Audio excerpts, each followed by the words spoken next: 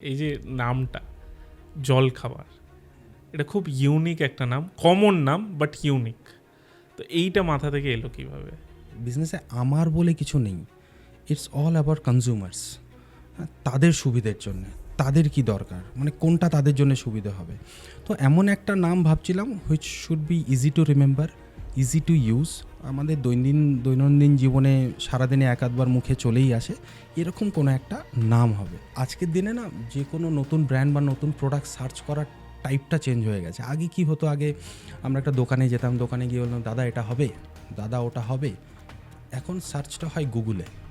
তো গুগলে যদি একটু টিপিক্যাল নাম হয়ে যায়, যে যেখানে একটু আমার স্পেলিংটা লিখতে অসুবিধা হচ্ছে বা নামটা উচ্চারণ করতে অসুবিধা হচ্ছে, তো সার্চেই আসবে না, তারপর প্রোডাক্টটা খুঁজে পাবে কোথায়। তো very simple name was very important, very simple, very easy to use, easy to remember, easy to know, মানে যেটা আমরা সবসময় ইউজ করি। তো সেই জন্যে এই জলখাবার শব্দটা ব্যবহার করা, হুইচ ইজ ভেরি কমন।